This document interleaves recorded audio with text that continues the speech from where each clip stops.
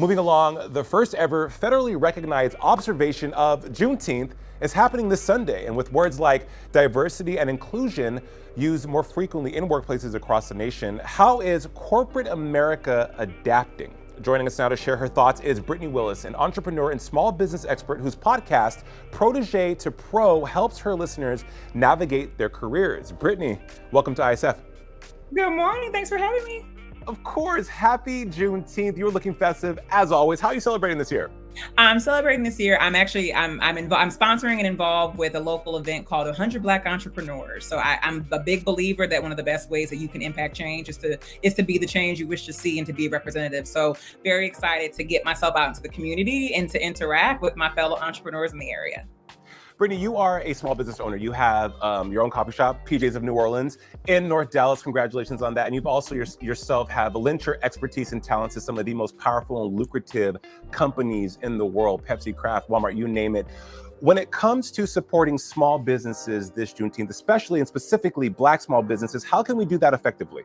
Yeah, I think one of the things when you think about small businesses and especially Black-owned, minority-owned small businesses, I think the pandemic really showed us how much less insulated these businesses are versus your larger corporations. Larger corporations can sustain hits, macro hits, they can sustain some of the cost increases, the personnel challenges, but small businesses, are just one micro change from potentially being obsolete.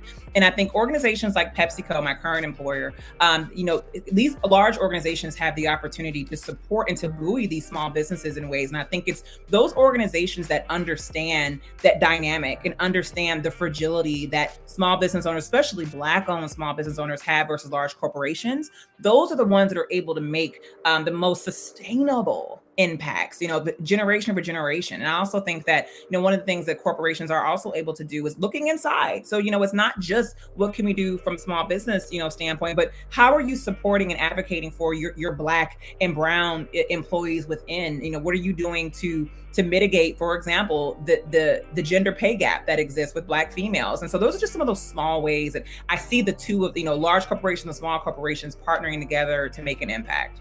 And I love that you pointed out the day-to-day occurrences and the work that needs to be done on a day-to-day basis from the top down in a myriad of different levels, because we talk about diversity and inclusion. Inclusion is the operative of diversity.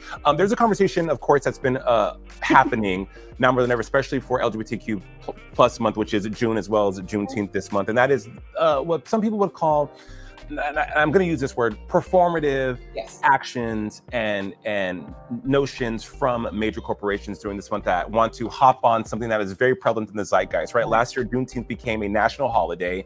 The conversation around marginalized groups of people has reached a fever pitch since BLM and 2020. What do you say to these corporations that are now trying to capitalize on the backs of something that me and you, and I'm sure lots of our Black brothers and sisters have been celebrating for years? Now they're trying to come to the party and pull a seat to the table and cash in. What do you say to that? If you're going to come to the party, what are you bringing? You bring some red, bring some rifles. And what I mean by that is it's not just about the PR, right? I think the PR is the lowest hanging fruit. And I think that you want to be careful about the impact and how authentic that comes across, because don't get me wrong, the PR begets visibility. I know I was actually out of town this weekend and I was driving downtown Atlanta, and it was so beautiful to see all these logos in rainbow colors. It reminds you of what we're celebrating, but it doesn't stop there. Your entire Juneteenth budget does not need to just cover PR and again, potentially performative events.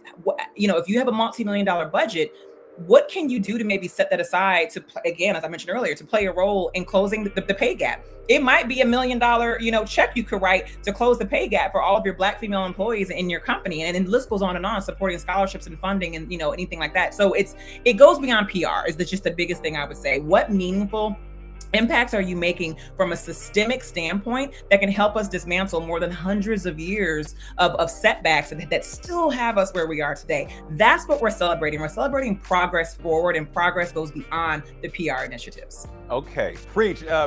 Brittany Willis came to work today. What I know about Brittany Willis is that she is someone who loves to share her expertise. Your podcast, Protege to Pro, fantastic. When listeners go to download the podcast and experience the podcast, what what are they going to get? Yeah, so my mission on the Protege Pro podcast is to arm career professionals and entrepreneurs with Fortune 500 knowledge. So as you mentioned, I have had just an amazing career experience. As I always say, I got paid to get world-class training from companies like Kraft Foods and PepsiCo. And as I've been out in the community, just partnering with other small business owners and just even clients, it's so apparent that there are no shortage of amazing people with amazing ideas and services. Well, Brittany, I think it's safe to say that you are a world-class individual yourself, and thank you for the work that you do. Entrepreneur, podcaster, and just all-around incredible human. Brittany Willis, happy Juneteenth. Happy Juneteenth.